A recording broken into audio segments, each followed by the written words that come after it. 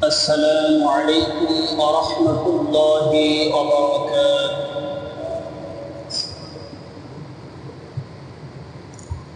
আপনারা কেমন আছেন? আলহামদুলিল্লাহ আলহামদুলিল্লাহ নাহমাদুহু ওয়া নাস্তাঈনুহু ওয়া নাস্তাগফিরুহু ওয়া নু'মিনু বিহি ওয়া নাতাওয়াক্কালু আলাইহি ওয়া না'উযু বিল্লাহি মিন শুরুরি আনফুসিনা ومن سيئات أعمالنا من يهدي الله فلا مضل له ومن يضلل فلا هادي له نشهد أن لا إله إلا الله وحده لا شريك له ونشهد أن سيدنا وحبيبنا وحبيب كريمنا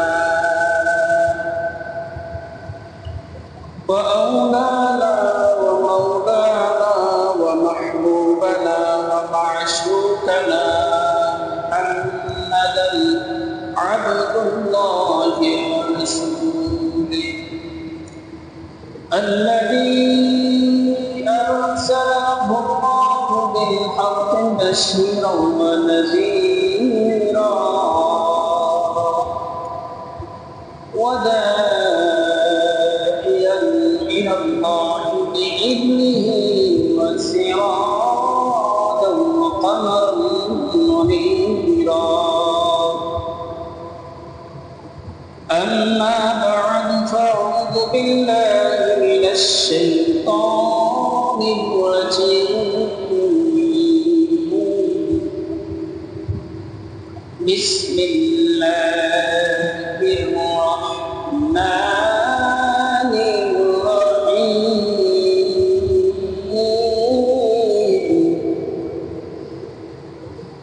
يا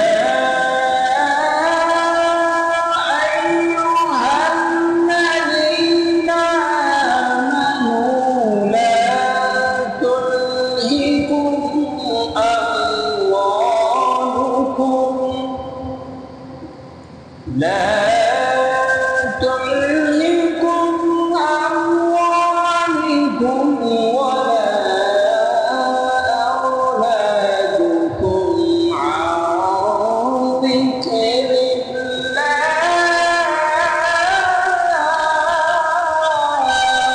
الله أكبر ومن يفعل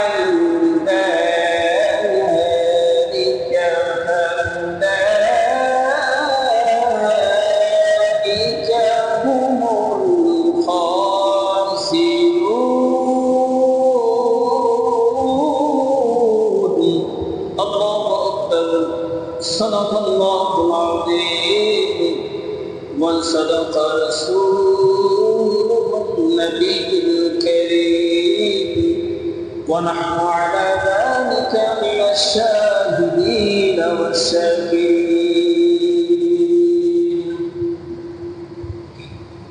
عن أبي هريرة رضي الله تعالى عنه قال سمعت رسول الله صلى الله عليه وسلم يقول حق المسلم على المسلم خمس رد السلام وعيادة المريض واتباع الجنائز وإجابة الدعوة وتسميد المعاكس رواه البخاري كما قال النبي عليه الصلاة والسلام. قال الله تبارك وتعالى في شأن حبيبه ومعشوقه إن الله وملائكته يصلون على النبي يا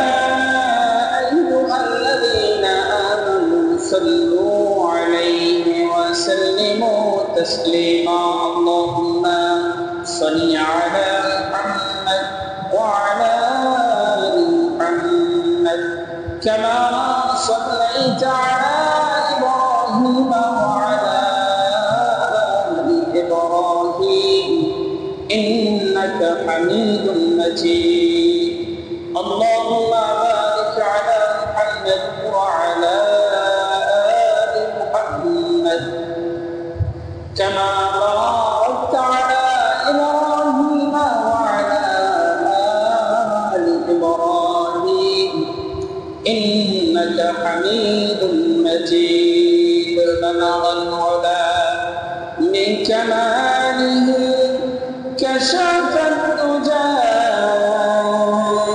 بجماله حسنة جميع خصاله صلوا عليه وعليه يا رب کرم تو اگر کرے او بعد جبان کو چھوڑ پر سن کرے بلغ العلا من كماله كشف الدجى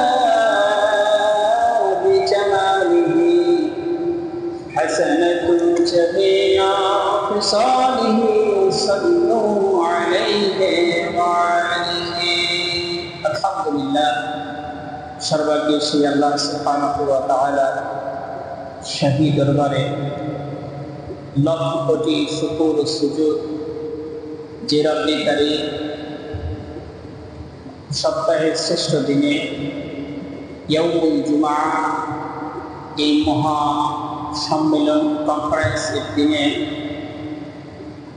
দুনিয়ার সকল জরুরি পরিষেবাদি কাজকে উপেক্ষা করে আযানের সাথে সাথে দুই রাকাত নামাজের উদ্দেশ্যে আল্লাহ তাআলা কুদরতের পায়ে সিজদা দেওয়ার তৌফিক দান করলেন। সে আলিশান শাহী দরবারে বিদায় নিন্দার প্রশংসা আদায় করছি, সকলেই করছি আলহামদুলিল্লাহ রাব্বিল আলামিন। অতঃপর সাইয়্যিদুল মুরসালিন আকাইনান্দার দাবিদারি মাদিনা মুহাম্মদ মুস্তাফা সকলেই করছি সাল্লাল্লাহু আলাইহি ওয়াসাল্লাম, আরো করছি ওয়া আলা আলিহি ওয়া সাহবিহি আজমাইন। প্রিয় বৈঠকবাসী, আপনারা কেমন আছেন? আল্লাহ তাআলার সবচেয়ে বড় নিয়ামত এই মুহূর্তে আমরা আস্বাদন করছি। পৃথিবীতে যত নিয়ামত আল্লাহ তাআলা দিয়েছেন, শ্রেষ্ঠ নিয়ামত হচ্ছে সুস্থ অবস্থায় আল্লাহ তাআলার মেহমান হওয়া। সুস্থ অবস্থায় আল্লাহ তাআলার মেহমান হওয়া এই মুহূর্তে পৃথিবীতে সবচেয়ে দামি নিয়ামত আমি আপনি গ্রহণ করছি, রিসিভ করছি। সকলে বলে আলহামদুলিল্লাহ। আল্লাহ চাইলে আমাদের মেডিকেল পাশে, বিভিন্ন হসপিটাল পাশে রাখতে পারতো, কাপড়ায় পারতো, আমরা কষ্ট পাইতাম। আমরা বিভিন্ন রোগ থেকে ভর্তি হয়ে কষ্টের পর কষ্ট সময় অতিবাহিত করতাম। সেখান থেকে আল্লাহ তাআলা বাছাই করে, ছাঁটাই করে, মহব্বত করে ভালোবাসে। বুখারীর বর্ণনা আছে, মাইয়ুরিদিল্লাহু বিহি ফায়ুফাকিহু ফিদ্দীন। হে দুনিয়ার বান্দানি, শুনে রাখো, জেনে রাখো, আল্লাহ রাব্বুল ইজ্জত ওয়াল জালাল যখন নাকি তোমাকে হায়াত তাইয়্যিবা দেবে, নেক হায়াত দেবে, আর নেক হায়াতের পরে যখন ইবাদতের সুযোগ দেবে, তখন তুমি তোমার দিলকে প্রশ্ন করবে, এই মুহূর্তে দেখলে তুই সবচেয়ে বড় দামি ব্যক্তি হইতে পেরেছিস। সুবহানাল্লাহ। অর্থাৎ যেই সময় আমরা আল্লাহর জিম্মায় থাকি, সেই সময় সুস্থ অবস্থায় থাকার কারণে আল্লাহ বলেন, ওই ব্যক্তিকে আমি পছন্দ করেছি, বিধায় আমি শ্রেষ্ঠ নিয়ামত তাকে গ্রহণ করানোর সুযোগ দিয়েছি। সুবহানাল্লাহ। আমি তাদেরকে শুধুমাত্র ভালোবাসি, তাদেরকে কোরআন এবং হাদিসের জ্ঞান দিয়ে নামাজ, রোজা, হজ, ইবাদত ইত্যাদি ইবাদতের ভিতরে নিয়োজিত করে সারাদিন ব্যস্ত রাখি। আল্লাহ তাদেরকে ভালোবাসেন। এই জন্য আমাদেরকেও বুঝতে হবে, এই মুহূর্তে আমরা আল্লাহর নিয়ামত, সবচেয়ে বড় নিয়ামত সুস্থ অবস্থায় আল্লাহ তাআলার নেয়ামত আছে। জুমাবারে গোসল সেরে পবিত্রতা সেরে যখন আমরা মসজিদে রওনা দেই, প্রত্যেকটা কদমে কদমে আল্লাহ তাআলা সগীরা গুনাহ মাফ করে দেয়। এক মসজিদের পিছনের সগীরা গুনাহ আল্লাহ তাআলা মাফ করে দেয়। অপরদিকে মসজিদে আসার পরে 4 থেকে 5টা সুন্নাত যখন আদায় করে মসজিদের একটি জায়গায় যেখানে আপনার জায়গা হবে সেখানে বসে যায়, সেইটা যদি হয় প্রথম কাতার, আমরা সকলেই জানি প্রথম কাতার থেকে সর্বশেষ ব্যক্তি আসা পর্যন্ত সকলের জন্য আল্লাহ তাআলা কুরবানির সওয়াবের বিনিময়ে সওয়াব দিলেন। সুবহানাল্লাহ। সেটা হবে উট থেকে নিয়ে একটা ডিম সদকা করা পর্যন্ত। এজন্য মসজিদের প্রথম কাতারে যদি জায়গা থাকে পিছনের কাতারে বসার, এটা আদবের খেলা। প্রথম কাতারে কি থাকে? যদি জায়গা থাকে তাহলে দ্বিতীয় কাতারে বসা আদবের খেলা। প্রথম কাতারে যদি পরিপূর্ণ হয়ে যায় তাহলে দ্বিতীয় কাতার, দ্বিতীয় কাতারে যদি জায়গা থাকে তৃতীয় কাতারে বসেন তাহলে এটা আদবের খেলা। বাড়িতে যদি আপনার মেহমান, আপনি মেজবান, আপনার বাড়িতে মেহমান আসছে, মেজবানকে সন্তুষ্ট চিত্তে ওই মেহমানের মেহমানদারি করতে হয়, আমরা করে থাকি, আপ্যায়ন করে থাকি। আল্লাহ বলছেন আমিও আমার বান্দাদেরকে, আমার মেহমানকে আমার ঘরে আসবে তাদেরকে আমি আলিঙ্গন করবো, আল্লাহ মারহাবা দেব। জীবনের সকল গুনাহ এই মুহূর্তে আমাদের শরীর থেকে আল্লাহ আলাদা করেছেন, এটা বিশ্বাস করতে হবে। কারণ আপনি মসজিদে আসছেন, আমরা এখন কোথায়? বাইতুল্লাহ মসজিদে আছি। শুধু এটা বইটা বাবার মাটি নয়, এটা আল্লাহর ঘর বাইতুল্লাহ। আল্লাহ রাব্বুল ইজ্জত জালাল বলেন যখন মসজিদের ভিতরে মানুষ ইনফিনায় প্রবেশ করে তখন নাকি তার শরীরের সাথে গুনার কোনো সম্পর্ক থাকে না। বলেন মারহাবা। মানুষ গুনাহমুক্ত অবস্থায় মসজিদে অবস্থান করে। আমার কথা কি বুঝতে পারছেন? আওয়াজ শোনা যাচ্ছে? কমাতে হবে না বাড়াতে হবে? বলেন না, আমাকে রেসপন্স দিতে হবে। আপনার চুপ করে থাকলে কথা শুনতে ভালো লাগবে না, আপনারা রেসপন্স করে সারা দিবেন।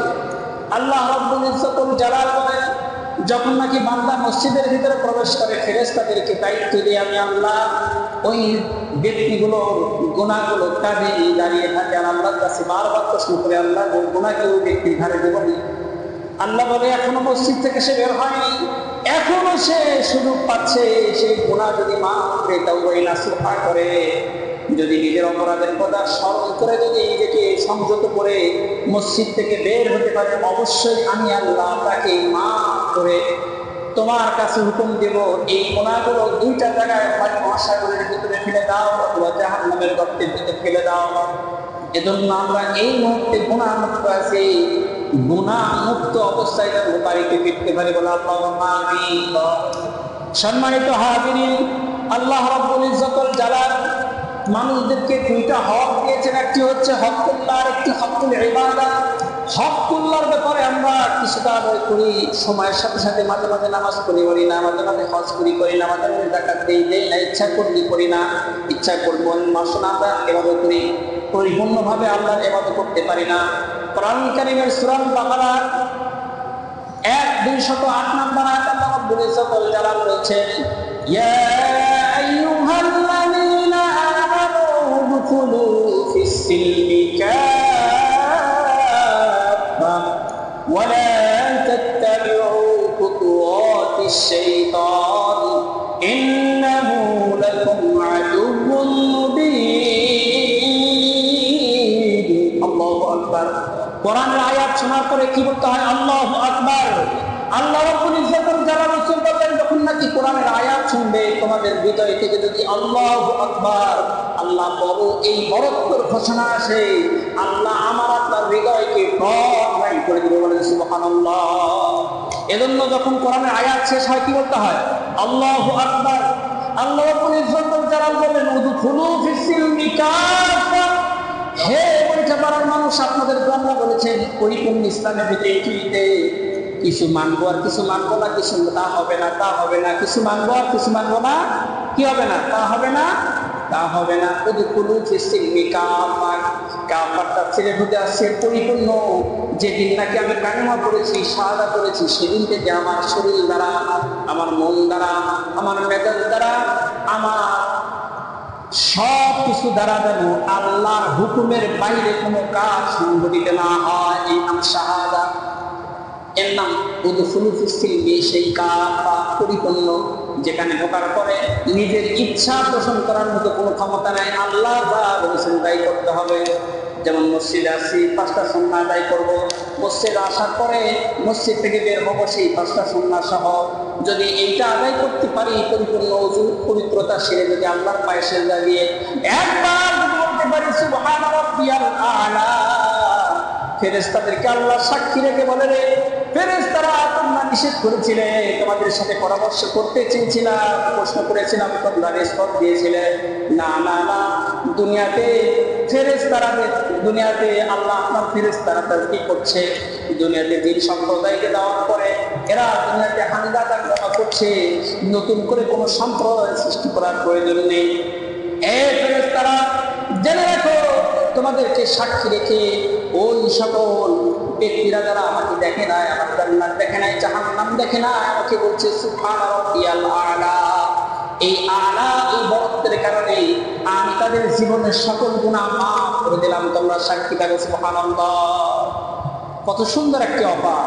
এজন্য নামাজ শুরু থেকে শেষ পর্যন্ত গুরুত্বপূর্ণ একটি পয়েন্ট আছে, শুনবেন। সেটা কি? সেজদা। যখন নাকি বান্দা সেজদায় যায়, আল্লাহর কুদরতি শরীরের ভিতরে জোশ মেরে দেয়, সুবহানাল্লাহ।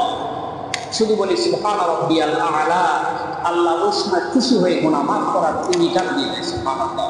এজন্য নামাজের এই গুরুত্বপূর্ণ পয়েন্ট, সেজদাতে গিয়ে নফল নামাজে মনের যা ইচ্ছা দোয়া করবো, ইনশাআল্লাহ ইনশাআল্লাহ যা করবো আল্লাহ কবুল করবো। এখন আসুন, আজকের বিষয় নেওয়া হয়েছে মানুষের হক, হকুল ইবাদার পরে হকুল্লাহর পরে হকুল ইবাদাত। সব দুইটা হকে বিভক্ত মানুষের জীবন। একটি হচ্ছে আল্লাহর হুকুম দুনিয়াতে বাস্তবায়ন করা, দুনিয়া থেকে মারা যাওয়ার পরে আলমে বারজাখ থেকে নিয়ে বিচার কার্য পর্যন্ত দুইটা অপরাধের শাস্তি অফেরতযোগ্য, অর্থাৎ জামিনযোগ্য অপরাধ। জামিনযোগ্য অপরাধ নয়, অর্থাৎ অজামিনযোগ্য অপরাধ আমরা দুইটা দুনিয়াতে করি। সেটা হচ্ছে তার শ্রেষ্ঠ একটি হচ্ছে শিরক। একটি কি বলেন তো? শিরক। দুনিয়াতে কোনো অপরাধ করলে তার শাস্তি স্বরূপ আমরা কারাগারে যাই, সর্বশেষ কিছুদিন পরে সেখান থেকে আমরা ফিরে আসি, ঠিক কিনা? দুনিয়ার এই কারাগার থেকে ফিরে আসার অপশান হচ্ছে কিছুদিন শাস্তি ভোগ করতে হবে, অথবা মৃত্যুদণ্ড কায়েম হয়। কিন্তু আখিরাতে দুইটার ব্যাপারে কোনো জামিনই হবে না। তার একটি হচ্ছে দুনিয়াতে যারা স্বজাতি ছাড়া বিজাতি আছে, অর্থাৎ মুসলিম ছাড়া যারা আছে, এদের কোনো বিচার কার্য নেই, ডাইরেক্ট জাহান্নাম, এদের জন্য কোনো ব্যবস্থাই নেই, একটাই ব্যবস্থা জাহান্নাম। আর এছাড়া তার বিকল্প ব্যবস্থা, সেটা হচ্ছে রাব্বে কারীম আমাদের জন্য দুনিয়াতে হকুল ইবাদার ব্যাপারে গুরুত্বপূর্ণ পয়েন্ট আলোচনা করেছেন। আমাদের উচিত মানুষের হক যথাযথভাবে পৌঁছে দেওয়া। এই কথাগুলো বললেই আজকে এই মসজিদ থেকে আমাদেরকে বিভিন্নভাবে বিতাড়িত করা হয়। এই মসজিদ থেকে যখন হকের কথা বলা হয়, হকুল ইবাদার ব্যাপারে বলিষ্ঠ কণ্ঠে যখন বক্তব্য দেওয়া হয়, তখন আপনার শরীরের ভিতরে কম্পন হওয়া উচিত। আমি আমার বোনের হক ঠিক মতো আদায় করি নাই, আমি আমার ভাইয়ের হক ঠিক মতো আদায় করি নাই, আমি আমার দ্বারা আমার আত্মীয় স্বজনের হক আছে সেইটাও সঠিকভাবে আদায় করি নাই। আল্লাহর হক যদি আপনি আদায় না করেন, আল্লাহ চায় তো মাফ করবে, কিন্তু বান্দার হকের ব্যাপারে আল্লাহ নিয়ে যে ইন্টারফেয়ার করবে না, আল্লাহ তাআলা ইন্টারফেয়ার করবে না বলে বান্দার হক মুছে দাও। কিয়ামতের ময়দানে একদল ব্যক্তিকে আল্লাহ জান্নাতে দেওয়ার জন্য ফেরেশতার উদ্গীপ হবে, আল্লাহর কাছে গিয়ে বলবে, আল্লাহ এত নেকি, আল্লাহ জান্নাতে দিয়ে দিই। কয় এদের নেকিগুলো দেখো। অনেক মানুষের চাবি একটু পরেই চাইবে, ওর কাছে এইটা নিছে, ওর কাছে এইটা নিছে, ওর কাছে এইটা নিছে, সবগুলো দিয়ে যখন শেষ হয়ে যাবে, ফেরেশতাদেরকে বলা হবে, দেখো তোর আমলনামার কি অবস্থা? কারণ আমলনামা এখন শূন্য অবস্থা। নাউজুবিল্লাহ। এই সময় যখন আসবে, সেই সময় উপনীত হওয়ার সময় ওই ব্যক্তি তখন চিৎকার দিয়ে বলবে, আল্লাহ গো, কি অপরাধ করেছিলাম, এত এত নেকি অর্জন করলাম, সব নেকি আজকে আপনি আমার কাছ থেকে নিয়ে কারিয়ে অন্যদেরকে দিয়ে দিলেন। সেদিন আল্লাহ কাহা নাম ধারণ করে বলবে, এই চলে, দুনিয়াতে এত এত সুযোগ দিয়েছিলাম, অন্যের টাকা মসজিদে নিয়ে এসে দিছিস, কি বল, নিজের টাকা কখনো হালাল টাকা মসজিদে দান করিস নাই, বরং হারাম টাকা দিয়ে মসজিদ নির্মাণ করে তুমি এত এত সওয়াব অর্জন করেছো। এটা তো তোমার না, যার কাছ থেকে নিয়েছিলে তার কাছে পৌঁছে দিয়েছে যথাযথভাবে। টো দ্য পয়েন্ট, আল্লাহ তাআলা আপনি যদি মাজলুম হন, আপনার পক্ষে আল্লাহ দাঁড়াবে। সুবহানাল্লাহ। আপনি যদি মাজলুম হন, আল্লাহ আপনার পক্ষে দাঁড়াবে। আল্লাহ রাব্বুল ইজ্জত ওয়াল জালাল আজকের আলোচনার মূল মন্ত্রে আসার তৌফিক দান করুক, আমাদেরকে বুঝে আমল করার তৌফিক দান করুক। আল্লাহ রাব্বুল ইজ্জত ওয়াল জালাল বলছেন সূরা মুনাফিকুনের 9 নম্বর আয়াত, আল্লাহ রাব্বুল ইজ্জত ওয়াল জালাল বলছেন, ইয়া আইয়ুহাল্লাযীনা আমানু লা তুলহিকুম আমওয়ালুকুম ওয়ালা আওলাদুকুম আন যিকরিল্লাহ। আল্লাহু আকবার। আল্লাহ রাব্বুল ইজ্জতুল জালাল আমাদেরকে মেসেজ দিলেন, স্মরণ করে দেওয়ার জন্য বললেন, হে মুমিনরা, তোমরা যারা নাকি আমার ঈমান আস্বাদন করে ঈমানকে পাকাপোক্ত করার চেষ্টা করছো, তোমরা দেখুন তোমরা সমাজের মধ্যে চলো, তোমাদের সন্তান আর সম্পদের কারণে যেন আমার ইবাদত থেকে তোমাকে আলাদা না করে। দুইটার কথা বলছেন, একটি হচ্ছে সম্পদ আর একটি সন্তান। এই দুইটা মানে আমাদের বিপদের কারণ হয়ে যেন না দাঁড়ায়। আজকাল দাঁড়ায় না। বাজারে যাওয়ার সময় রানীরহাট বন্দরে বাজার করি, আপনার করে আমিও করি। মহিলার সংখ্যা কম না বেশি? যদি বাজার করে একটু খারাপ করে নিয়ে আসেন, মহিলারা বলে কি যে বাজার করা শিখো নাই, আমাকে টাকা দাও বাজার করে নিয়ে আসছি। মার্কেট করা শিখো নাই, নিউ মার্কেটে আমি যেতে পারি, আমাকে টাকা দাও আমি বাজার করে নিয়ে আসছি। করে না ভাই? অনেকেই ব্যথা নেবেন না। আল্লাহর কথা হক, হক কথা মসজিদের মেম্বার থেকে যদি বলার সুযোগ না থাকে, আর দুনিয়াতে কথার সুযোগ থাকবে? আল্লাহ হক সবসময় তিক্ত। এটা কাদের জন্য? যাদের হক গ্রহণ করতে সমস্যা আছে ভাই, তাদের কাছে হক কি তিক্ত।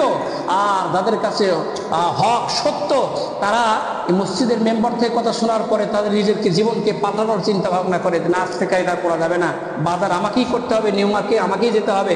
যদি বিবিকে নিয়ে যায় পরিপূর্ণ পর্দার সাথে, যে সময় লোকজনের আনাগোনা কম থাকে, পরিবেশ থাকে, সেই সময় নিজস্ব গাড়িতে নিয়ে যাবে ইনশাআল্লাহ। এইরকম একটা পরিবেশ তৈরি হবে। আল্লাহ বলছেন, ওয়ালা আওলাদুকুম আন যিকরিল্লাহ, আমার স্মরণ থেকে যেন সন্তান আর সম্পদ তোমাকে আলাদা করে না দেয়। এমন একটি কাজ আপনি করেন যে কাজের কারণে রাতের বেলা আপনাকে নামাজ পড়ার সুযোগ হয় না, দিনের বেলা ইবাদত করার সুযোগ হয় না। এই কাজগুলো সন্তান ও সম্পত্তির কারণে যেন আমাকে কি করে না করে, আল্লাহর ইবাদত, আল্লাহর স্মরণ থেকে আলাদা না করে। কত সুন্দর মেসেজ। আল্লাহ রাব্বুল ইজ্জতুল জালালের একজন কুতুব ছিলেন, কুতুবউদ্দিন বখতিয়ার কাকি। উনি কেমনভাবে জীবন পরিচালনা করছেন একটু এর সাথে অ্যাড করে নিলে আপনাদের বুঝতে সহজ হবে। বাংলার আনাচে কানাচে থেকে, বিশ্বের আনাচে কানাচে থেকে যার জানাজা অংশগ্রহণ করার জন্য লক্ষ লক্ষ মানুষ উদ্গ্রীব হয়েছিল। কুতুবউদ্দিন বখতিয়ার কাকির নাম শুনেছেন আপনারা? কুতুবউদ্দিন বখতিয়ার কাকির এই দিল্লিতে তার নামে এখনো কুতুব মিনার দাঁড়িয়ে আছে। সুবহানাল্লাহ। খাজা কুতুবউদ্দিন বখতিয়ার কাকি মৃত্যুর কিছুদিন আগে তার শাগরেদ এবং তার হিতাকাঙ্ক্ষী, শুভাকাঙ্ক্ষী তার ছাত্রদেরকে, শাগরেদদের প্রশ্ন করে বলছেন, আমার কাছে তোমরা সবাই চলে আসো, আমি কিছু কথা বলবো। কথাগুলো অত্যন্ত স্পর্শকাতর ছিল। তার একটি স্পর্শকাতর কথা ছিল যে আল্লাহ রাব্বুল ইজ্জতুল জালালের একজন ব্যক্তি, আল্লাহর পক্ষ থেকে হৃদয়ের ভিতরে একটি কথা উদিত হচ্ছিল। কুতুবউদ্দিনকে প্রশ্ন করলেন, কুতুবউদ্দিন বখতিয়ার কাকি, আপনি মুমূর্ষু অবস্থায় আমাদেরকে ডাকলেন, আমার কথার আগে উত্তর দেন, তারপর আপনার কথা শুনলো। বলে, ভাই কি বলতে চান? বলা হলো, কুতুবউদ্দিন বখতিয়ার কাকি, আপনি যদি আল্লাহর পক্ষ থেকে এখন মেসেজ পান, আগামী 24 ঘন্টার শেষ হওয়া মাত্র 25 ঘন্টা 1 মিনিট অবধি আপনার আর সময় থাকবে না। দুনিয়ার এই নশ্বর পৃথিবীর মায়া ত্যাগ করে কবরে জগতে যেতে হবে, আলমে বারজাখ কবরে জগতে যেতে হবে। এই আলমে বারজাখ কবরে যাওয়ার আগের প্রস্তুতি, 24 ঘন্টার প্রস্তুতি আপনার জীবনের কেমন হবে একটু আমাদেরকে যদি জানান, আমরা আপনার এই জানানোর পরে নিজেদের জীবনের পরিবর্তন সাধিত করব। কত সুন্দর স্পর্শকাতর বলা। আপনাকে যদি বলা হয়, এখানে আমরা যারা আছি 200 লোক, 100, 150, 200, 300 লোক আমরা এই মসজিদের মধ্যে থাকি, আমাদেরকে যদি বলা হয় 24 ঘন্টা টাইম আছে, 24 ঘন্টার মাথায় প্রতি ঘন্টার 1 মিনিট অবধার সুযোগ হবে না। আল্লাহ রাব্বুল ইজ্জতুল জালাল কোরআনের মধ্যে বলছেন, আইনামা তাকুনু ইদরিকুমুল মাউত ওয়া লাউ কুনতুম ফি বুরুজিন মুশাইয়াদা, সঠিক সময় মৃত্যু আস্বাদন করবে। 1 মিনিট আগে হবে না। সেটা যদি বুরুজিন মুশাইয়াদা, সুদূর দুর্গের ভিতরে অবস্থান করি, সেখানেও আল্লাহ মৃত্যু নামক এই শাস্তি আমাদেরকে, আপনাদেরকে সকলকে গ্রাস করবে। এখান থেকে রেহাই করার মানে মুক্তি পাওয়ার কোনো ওয়ে নেই। রাব্বি কারীমের মাহবুব বান্দা কোরআনের ভিতরে আছে, আলা ইন্না আউলিয়া আল্লাহি লা খাউফুন আলাইহিম ওয়া লা হুম ইয়াহজানুন। আল্লাহ রাব্বুল ইজ্জত ওয়াল জালাল তাকতুহীন ভাষায় ব্যক্ত করেছেন, দুনিয়াতে আমি আর নবী রাসূল পাঠাবো না। কোরআন হচ্ছে সর্বশেষ গাইড অফ বুক, মুসলিমের জন্য দিক নির্দেশনার একমাত্র কেবলমাত্র সর্বশেষ কিতাব কোরআন।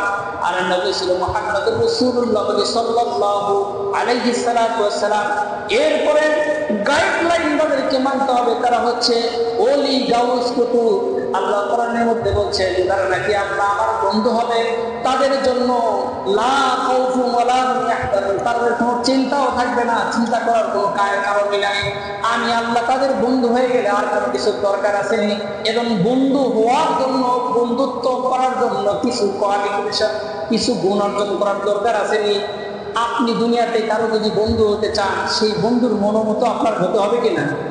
আপনি যদি বিবির কাছে সবচেয়ে দামি হতে চান, বিবির পছন্দের কিছু কাজ আপনাকে করে দেখাতে হবে, তাহলে আপনি কি হবেন? বিবির কাছে পছন্দনীয় হবেন।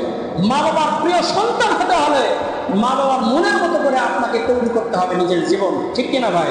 তাহলে আল্লাহ বলছেন আমার মনের মতো করে তুমি তৈরি হয়ে দুনিয়া থেকে আসো, আমি তো তোমাকে বন্ধু হিসেবে সাদরে গ্রহণ করবো। কুতুবউদ্দিন বখতিয়ার কাকি বলছেন, ভাইরা আমার সবাই শুনে রাখুন, দিলের কান দিয়ে শোনো। কত সুন্দর স্পর্শকাতর কথা বলেছিলেন কুতুবউদ্দিন বখতিয়ার কাকি।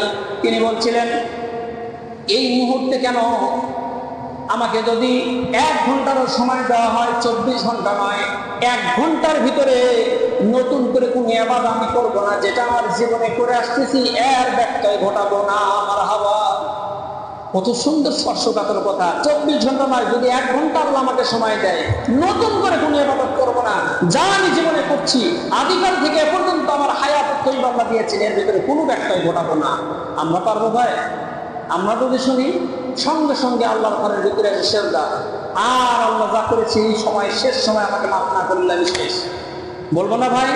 আমাকে বললে আমিও আসবো, আপনিও আসবেন। সম্মানিত ভাই বোন, ভাই আমার দিলের কান দিয়ে শুনতে হবে।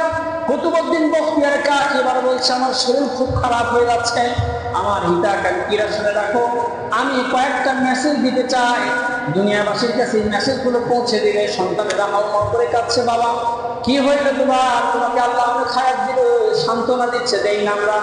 মৃত ব্যক্তির কাছে কি আমরা বলি তুমি মারা যাওয়ার কথা বলি? ভাই আল্লাহ তোমাকে সুস্থ করে দে, হায়াতের তো ইবাদত করো, এ কথা বলি না? আজকে সে আলোচনার ভিতরে আসছে মানুষকে আল্লাহ তাআলা 5টা হক আদায় করতে বলা হয়েছে, করেছেন, সেই বিষয়ে আল্লাহ ইনশাআল্লাহ। আল্লাহ রাব্বুল ইজ্জত ওয়াল জালাল দায়িত্বহীন ভাষায় আমাদেরকে রাসূলের মাধ্যমে জানিয়েছেন যে আমাদেরকে প্রত্যেকটা মানুষকে অন্তত 5টি কাজ দুনিয়াতে করতে হবে, ন্যূনতম 5টি কাজ। একটি হচ্ছে হাক্কুল মুসলিমা আলাল মুসলিম, একজন মুসলমান আরেক মুসলমানের জন্য 5টা ন্যূনতম সারাদিনের কাজ করবো তো ইনশাআল্লাহ।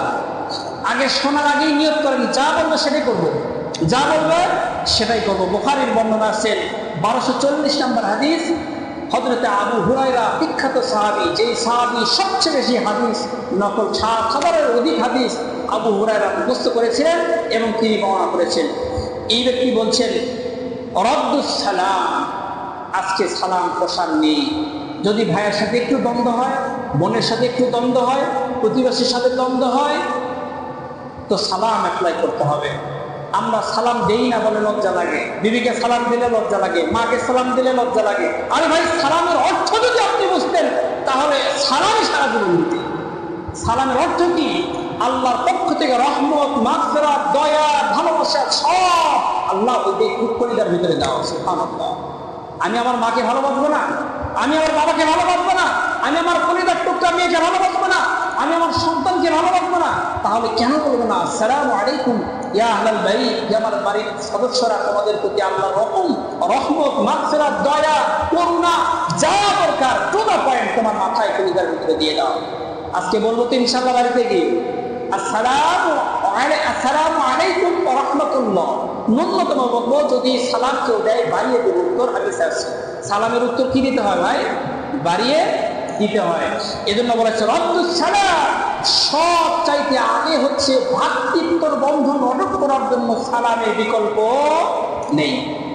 এরপরে বলা হচ্ছে ওয়াইয়াদাতুল মারিজ, কোন ব্যক্তি যখন অসুস্থ হয়, সে যখন বিছানায় শয্যাশায়ী হয়ে যায়, তখন তাকে দেখতে হবে, ভালো মন্দ কিছু নিয়ে যেতে হবে, তার খাবার পোশাকের ব্যবস্থা করতে হবে এবং তাকে আদর আপ্যায়ন করতে হবে। করবো তো ইনশাআল্লাহ। এটা আত্মীয় হলেও করবো, আত্মীয় ছাড়া হলেও করবো। এটা 2 নাম্বার। এরপরে বলা হচ্ছে ওয়া ইত্তেবাউল জানায়েজ, কোনো ব্যক্তি যখন মারা যায় জানাজায় অংশগ্রহণ করবো। মনে রাখবেন এটা পৃথিবীতে এটা ট্রেন্ড করেছে, এটা পৃথিবীতে ইতিহাস হয়েছে। যে ব্যক্তি যত ব্যক্তির জানাজায় উপস্থিত হবে দুনিয়াতে, আল্লাহ তার জানাজায় তত ব্যক্তি পৌঁছে দিবে। সুবহানাল্লাহ। আল্লাহর যদি বান্দাদের জানাজার দোয়া আপনার জীবনে প্রয়োজন হয়, তাহলে আজ থেকে খুঁজতে থাকেন আশপাশে কে কখন মারা যায়। যতই কাদের ব্যস্ততা থাক, একটু সময় হলে জানাজায় গিয়ে 1 কেরাত সওয়াব অন্তত নেব। অন্তত 1 কেরাত জানাজা করলে 1 কেরাত, দাফনে সংশোধন করলে 2 কেরাত। কেরাত কি বলা হয়েছে? উহুদ পাহাড়। আমরা অনেকেই দেখি নাই, হয়তো মিডিয়াতে দেখেছি, টিভিতে দেখেছি, অনেকেই দেখি নাই, অধিকাংশ আমরা দেখি নাই। উহুদ পাহাড় সমতুল্য সওয়াব আল্লাহ আপনাদের সুবহানাল্লাহ যাবো তো ইনশাআল্লাহ। সর্বশেষ বলা 4 নম্বর বলা হচ্ছে ওয়া ইজাবাতুদ দাওয়া, কোন ব্যক্তি যখন দাওয়াত দিবে, কোনো কারণ ছাড়া দাওয়াতে না গিয়ে বাড়িতে থাকবো। যদি অর্থনৈতিক অসচ্ছলতা থাকে, প্রয়োজনে ধার খরচ দেব। কর্জের মতো সওয়াব পৃথিবীতে আর নেই। 18 গুণ সওয়াব। কর্জে হাসানার কত গুণ সওয়াব? মনে করেন আমার কাছ থেকে আপনি টাকা নিলেন সুদ ছাড়া, আমিও সুদ ছাড়া দিলাম, আপনিও সুদ ছাড়া নিলেন, ধার খরচ, এটাকে বলা কর্জে হাসানা। এইটা দেওয়ার পরে থেকে যতদিন পরে ব্যাক দিবে, প্রত্যেকটা দিনে 1টি টাকা 18 গুণ সওয়াব আপনার আমলনামায় উঠে দেবে। সুবহানাল্লাহ। অনেকেই বুঝেন নাই। 1 টাকা যদি ধার দেন, যতদিন না দেবে, প্রত্যেক দিনে 18 টাকা সওয়াব আপনি পাবেন। সুবহানাল্লাহ। কেন উঠে গেছে? বলে দিলে আর ফেরত পাই না। হুজুর, দিলে আর কি পাই না?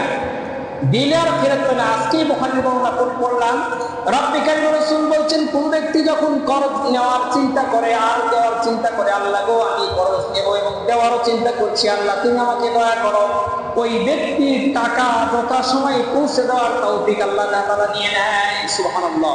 সর্বশেষ আল্লাহ রাব্বুল ইজ্জত বলছেন তাসমিতুল আতিস। সর্বশেষ হচ্ছে যদি কোনো ব্যক্তি সমাজের ভিতরে একসাথে থাকতে গিয়ে আপনার কাছে আওয়াজ আছে, হাসির আওয়াজ। কিসের আওয়াজ?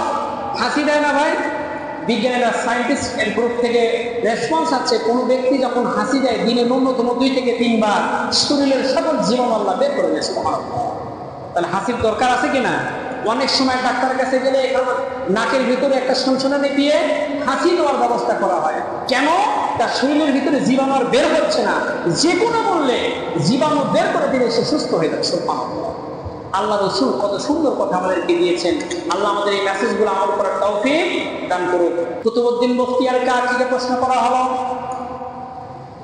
কুতুবউদ্দিন বখতিয়ার কাকে বললেন, 1 ঘন্টার সময় যদি আমাকে আল্লাহ তাআলা দেয়, আমি নতুন কোনো আমল করব না, আমার কিছু কথা আমার সমাজের মানুষকে বলবো।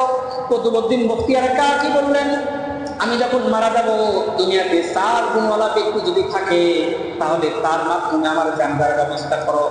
কুতুবউদ্দিন বখতিয়ার বললেন, 1 নাম্বার হচ্ছে যে ব্যক্তি জীবনের শেষ এই আমার মুসল্লায় নামাজ ইমামতির দাঁড়ানোর সময় পর্যন্ত, ছোট থেকে নিয়ে বালিগ হওয়ার পরে থেকে নিয়ে প্রাপ্ত বয়স্ক থেকে নিয়ে আমার জানাজার মুসল্লায় দাঁড়ানোর আগ পর্যন্ত জীবনে কখনো ফরজ নামাজের তাকবীরে উলা মিস করে নাই, এরকম ব্যক্তি যদি গুণসম্পন্ন ব্যক্তি আমার মুসল্লায় দাঁড়ানোর সক্ষমতা রাখে, তাহলে তার দ্বারা জানাজা করাবে।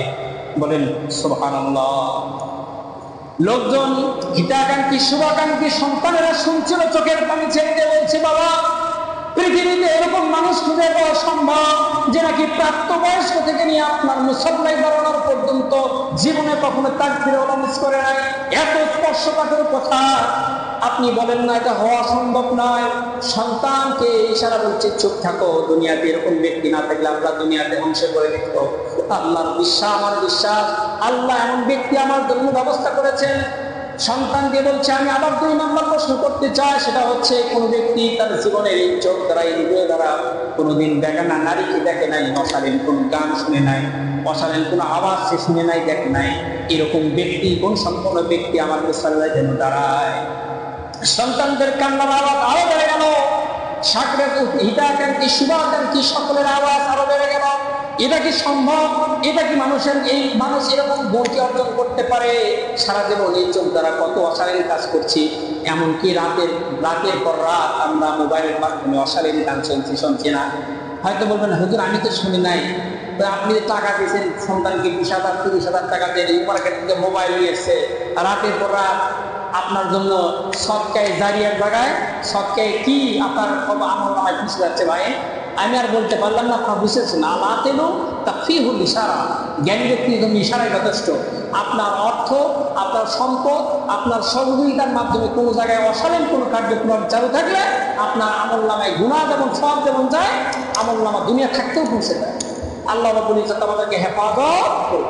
এ পর্যায়ে কুতুবউদ্দিন বখতিয়ার কাকি বলছেন, তোমরা চুপ করো, আমি আরো কিছু কথা বলতে চাই। কুতুবউদ্দিন বখতিয়ার কাকি বলছি, তোমরা কি আসরের নামাজ পড়ো না? বলে হ্যাঁ আমরা পড়ি। তো বলে আসরের 2 রাকাত 4 রাকাত সুন্নাত আছে, তোমরা কি জানো? হুজুর জানি, আমরা তো মাঝে মাঝে পড়ি না। বলছি এমন কোন ব্যক্তি, গুণসম্পন্ন ব্যক্তি হওয়া উচিত যে নাকি আসরের পূর্বের 4 রাকাত সুন্নাত জীবনে কখনো কাজা করে নাই? একটু চিন্তা করে দেখেন, এরকম ব্যক্তি কি দুনিয়াতে পাওয়া সম্ভব নেই? হয়তো অনেকে আদায় করেন, কিন্তু মাঝে মাঝে রেগুলার এখানে কেউ আদায় করি আমরা? আমি নিজেও করতে পারি না। তাহলে আপনারা কেমন করে করছেন? আমার বিশ্বাস আপনারা এখানে পারা সম্ভব না। পারেন কেউ? আছে কেউ? নাই।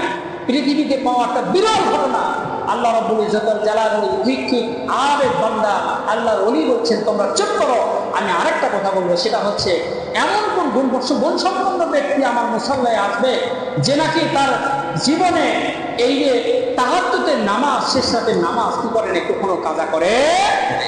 এইরকম গুণসম্পন্ন ব্যক্তি আমার মুসল্লায় দাঁড়িয়ে ইমামতি করে। কিছুদিন পরে কুতুবউদ্দিন বখতিয়ার কাকি সময় শব্দ সংক্ষেপে বলছি 20 সম্মানিত হাজিরিন, শুধু 3 মিনিট সময় আছে, দিলের কান দিয়ে শুনতে হবে। কুতুবউদ্দিন বখতিয়ার কাকি কিছুদিন পরে মারা গেল। সকল জায়গায় খবর চলে গেল। তখন তো মোবাইল ছিল না, ব্যবস্থাপনা ছিল না। বেশ কিছুদিন আগে যখন আমাদের এই কুতুব মিনার জান্নাতি নির্দেশে কুতুবউদ্দিন বখতিয়ার কাকি সাহিত্য অবস্থা আছে, দাফন কাফনের পূর্ব প্রস্তুতি চলছে। বিশ্ববিখ্যাত বরেণ্য আলেমেরা অনেক দিনেরা সেই মুসল্লায় জানাজায় লক্ষ লক্ষ মানুষ একত্রিত হলো। এবার সন্তানেরা ঘোষণা দিলেন, ছাত্ররা ঘোষণা দিলেন, অ্যানাউন্স করে দিলেন, এমন 4 গুণওয়ালা ব্যক্তি যদি এই মুসল্লায় থাকে, এই নামাজ দ্বারা অনুসরণ করতে আসে, তাদের মধ্যে থেকে বাছাই করে একজন ব্যক্তিকে এই মুসল্লায় দাঁড়িয়ে ইমামতি করতে হবে। সময়ের পর সময় চলে যাচ্ছে, জহরের রক্ত ছিল, জহরের নামাজ পড়া হলো, এখনো জানাজা হয় নাই, কারণ লোক খুঁজে পাওয়া যায় না, গুণসম্পন্ন ব্যক্তি খুঁজে পাওয়া যায় না। কিতাবের ভিতরে আসছে জহরের সময় ছিল, সেই সময় থেকে আসরের সময় নিয়ে আসা হলো। আসরের সময় লোক খুঁজে পাওয়া গেল না। লক্ষ লক্ষ মানুষ কান্নায় ভেঙে পড়ছে। হারে এত বড় ব্যক্তি যার নাকি জানাজা ছাড়া সর্বশেষ বলেছিল, যদি গুণসম্পন্ন ব্যক্তি না পাওয়া যায়, সন্তানেরা রে আমার এই দেহকে জানাজাবিহীন কবরের ভিতরে রেখে দিবে। বলেন মারহাবা। কি হৃদয় বিদারক ঘটনা চলছে। কুতুবউদ্দিন বখতিয়ার কাকি সাহিত্য অবস্থায় মাগরিবের আযানের ধ্বনি কর্ণ করে আসবে ভাত। এমন সময় তদানীন্তন সময়ের একজন প্রেসিডেন্ট, দিল্লির প্রেসিডেন্ট শামসুদ্দিন আলতামা চাদর মুড়ি দিয়েছিল, চাদরকে খুলে ফেলে মুসল্লার সামনে গিয়ে লাশের কাফন খুলে ফেলে 2 ভুরুর মাঝখানে যেখানে চুম্বন করা, বিবিকে চুম্বন করলে ওমরার স্বভাব পাওয়া যায়, সেই জায়গায় চুম্বন করে চোখের পানি ছেড়ে দিয়ে বললেন, ভাই আমার, আল্লাহর বন্ধু, ওই দুনিয়ার শ্রেষ্ঠ ব্যক্তির আপনি একজন। আপনি দুনিয়াতে আমার ইবাদত, গোপন ইবাদত ছিল, পাস করে দিলেন। আমি আমার দিলের কথাগুলো আপনার কাছে বলছি। যেদিন আল্লাহ আপনাকে মাফ করে জান্নাতে যাওয়ার ঘোষণা দিবে, সেই সময় আমার মতো নগণ্য প্রেসিডেন্টকেও তুমি বলবা না। আমি তো আল্লাহর পক্ষ থেকে খাদেম ছিলাম। দুনিয়াতে মানুষ আমাকে অনেক কিছু বলেছে, প্রেসিডেন্ট বলেছে, কিন্তু আমি তো আল্লাহর দুনিয়ার খাদেম ছিলাম। কিছুদিনের খেদমত করেছে, আর এই 4টা গুণ অর্জন করেছিলাম। আমি জানি আমার এই গুণের খবর কেবলমাত্র আমার আল্লাহ জানে, আমার বিবি পর্যন্ত জানে না। এই জন্য গোপন রেখেছি, যেন এই গোপন অবস্থায় আল্লাহ আমাকে দুনিয়া থেকে নেবে, আর এই গোপন রাখার কারণে আল্লাহ আমাকে মাফ করে দেয়। দুনিয়াতে থাকা অবস্থায় এই মুহূর্তে এমন কিছু গুণের কথা বললেন যেটা ঘোষণা করা ফাঁস হয়ে গেল, না জানি আমার জীবন শেষ হয়ে যাবে। আর এই অপরাধের কথা, আমার এই গুনার বলা হয়, আমার এই নেক আমলগুলো যেন আমি আর জীবনে বাস্তবায়ন করতে পারি কিনা। কুতুবউদ্দিন বখতিয়ার কাকি জানাজা তিনি সম্পন্ন করলেন। লক্ষ লক্ষ মানুষ সেদিন জানাজা শেষ করে ভিড় ভেঙে তখন কুতুবউদ্দিন বখতিয়ার মুসল্লার কাছে এসে দেখেন কে, আর কেউ নেই। তদানীন্তন সময়ের দিল্লির প্রেসিডেন্ট শামসুদ্দিন আলতামা। সেই প্রেসিডেন্ট যদি আজকে দিল্লিতে থাকতো, বলেন না কাশ্মীরে অবস্থা কি হতো? পৃথিবীর সবচেয়ে দ্বিতীয় সুন্দর জায়গা এই কাশ্মীর। আমাদের পাশে যে কাশ্মীরের অবস্থা এবং আজকের যে গুজরাটের পোশাক দেশ পরিচালনা করছেন আমাদের দেশের বিতাড়িত প্রাইম মিনিস্টার, এগুলোর অবস্থান আর শামসুদ্দিন আলতাফার অবস্থান কেমন ছিল? একটা দেশের প্রেসিডেন্ট জীবনে চোখের কোনা করে নাই, জীবনে নামাজ কাটা করে নাই, আসরের সুন্নাত আদায় করে নাই, তাহাজ্জুদ মিস করে নাই। এরকম প্রেসিডেন্ট আমাদের সমাজে দরকার আছে না ভাই? আল্লাহ রাব্বুল ইজ্জত ওয়াল জালাল সেই প্রেসিডেন্ট নির্বাচনের সময়ও সন্নিকটে। আপনি কোথায় দিবেন? সূরা নিসার 85 নম্বর আয়াত আপনারা পড়বেন। সূরা নিসার 85 নম্বর আয়াতে পড়বেন, দেখবেন ভোটের আয়াত। এটা কিসের আয়াত? ভোটের আয়াত। আপনি যার জন্য সুপারিশ করবেন, যার জন্য কাজ করবেন, সে যদি একটা কাজ ভালো করে আমল নামায় আপনার জন্য সওয়াব। অপরদিকে আপনার একটা ভোট, একটা রায়ের মাধ্যমে যদি কোনো ব্যক্তি অপরাধ করে, যত অপরাধ করবে জীবনে তত অপরাধ আপনার আমল নামায়। কিয়ামতের ময়দানে প্রথম কাতারে দাঁড়াচ্ছেন, এক্সাম্পল বলছি, তখন আপনি বলবেন আমি তো জেনাই করি নাই, আমি বিবি সারার কারোর কাছে যাই নাই। তখন বলবে এই যে 5 না 10টা না 15টা জানা করছিস, সবগুলো প্রমাণ। কেন? ওই যে তুমি তো ভোট দিয়ে নির্বাচন করেছিলে, ওর পাওয়ার ছিল, করার শিখাইছে, আর মেয়ে রাতের পর রাত কাটিয়েছে। এ সময় আপনাকে জেনার গুনাহ নিয়েই দাঁড়াতে হবে বিচার করতে। সেই জেনার জন্যই হবে না জেনা, নিশ্চয় জেনা একটা ফাহিশা। এই ফাহিশা কাজ থেকে আমাদেরকে হেফাজত করুক আল্লাহ তাআলা। এবং আজকে এই মানুষের হকের ব্যাপারে কথা বলা হলো, আমাদের জীবন দ্বারা, আমাদের মেজাজ দ্বারা, আমাদের শরীর দ্বারা, আমাদের মন দ্বারা, আমাদের কার্যক্রম দ্বারা, এভরিথিং দ্বারা যেন আমরা মানুষকে কোনো সময় কষ্ট না দেই, হক বুঝে দিই, যথাযথ পৌঁছে দিয়ে খবরে যায়। আল্লাহ চাহে যা অজামিনযোগ্য দুইটা অপরাধ যেন দুনিয়াতে আমরা না করি, করবো না ইনশাআল্লাহ। একটি হচ্ছে শিরক, যেটার কোনো জামিন নেই, ডাইরেক্ট জাহান্নাম। আর মানুষের হক, এটাও একই ভয়াবহ শাস্তি, জাহান্নাম। শাস্তি পাওয়ার পরে কিছুটা লাভ জান্নাত পাবে, কিন্তু দুনিয়াতে আমরা এই দুটা কাজ কখনোই করবো না।